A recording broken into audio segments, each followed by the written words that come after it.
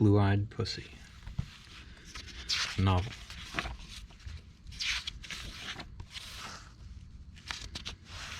Chapter 1. The Cat and the Fish. Once upon a time, a little cat with blue eyes and a cheerful disposition went out into the world to find the land of many mice. Puss set out on the journey with a high heart, because he knew that whoever found that land would never go hungry.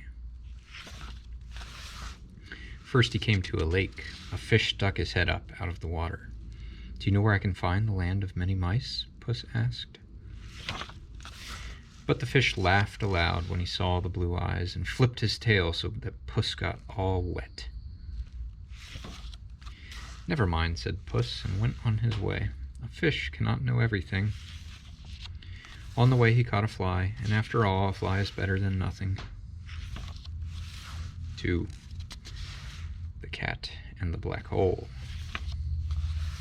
A little later, Puss came to an enormous cave. Perhaps, he thought, this is the entrance to the land of many mice.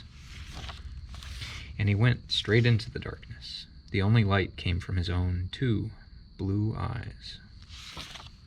But suddenly he saw 2 eyes that were much bigger than his own, and he sprang out of the cave and never learned what kind of beast lived in it.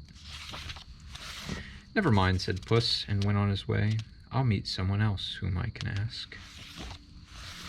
This time, the only thing he caught was a little mosquito, but that, too, is better than nothing. 3. The Cat and the Spikes. As he went on his way, he heard a rustling in a wheat field. "Perhaps it is a mouse," thought Puss. No, it was a little porcupine. But a porcupine likes mice too, Puss thought. Here I can surely learn where the land of many mice lies.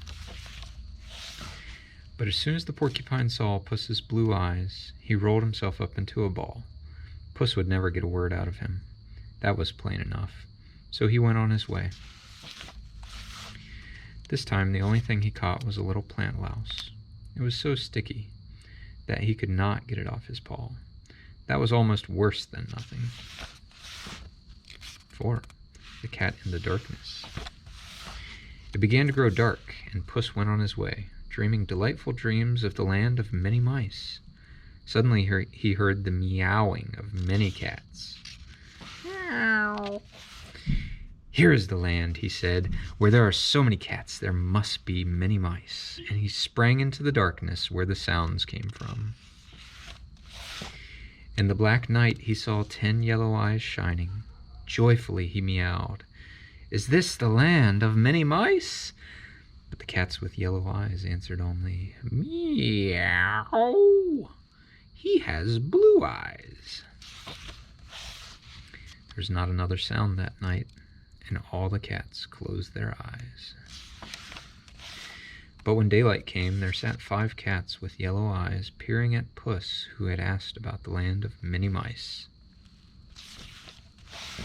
"We too have searched for the land of many mice," they sneered. "And you think you can find it? You with your blue eyes." It may be that they're right, Puss thought, rubbing himself behind the ear. Perhaps it cannot be found at all. And so he stayed among the cats with yellow eyes. Chapter 5. The Glasses. "I think I'll have a little fun," Puss decided one day. Even if one has nothing else, one can still have a cheerful disposition. He put a pair of sunglasses on his nose, and he curled his tail.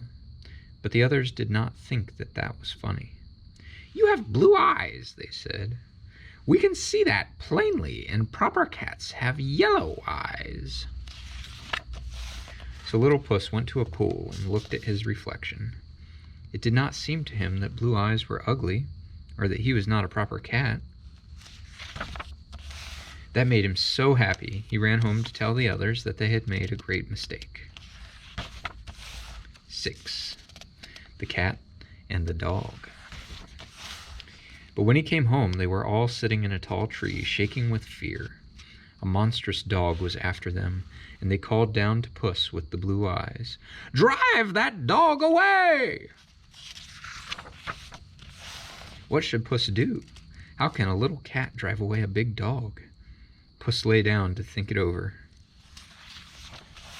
But woof! It came with the sound of thunder, and Puss flew up in the air with fright. When he came down again, he landed on the dog's back and dug in his claws so that he would not fall off. The dog streaked away, uphill and downhill and uphill and downhill and uphill and downhill. And then the dog could go no farther. Puss jumped down, and what did he see? A field full of holes, and out of the holes were peeping little mice. Puss had come to the land of many mice. And Puss went hunting till he grew round and fat. 7. A happy cat. And then he returned to the cats with yellow eyes, who had so long sat shaking in the tree that they had grown thin and gaunt. "Where's the dog?" they meowed. "Gone," said Puss. "Oh, you and your blue eyes," they said. "I have blue eyes," said Puss. "That is true. But blue eyes can also see, and I have seen the land of many mice."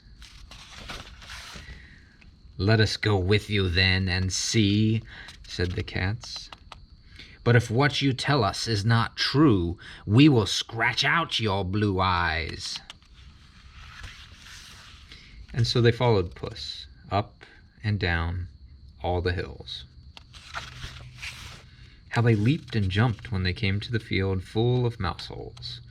Here was the land they, too, had been seeking.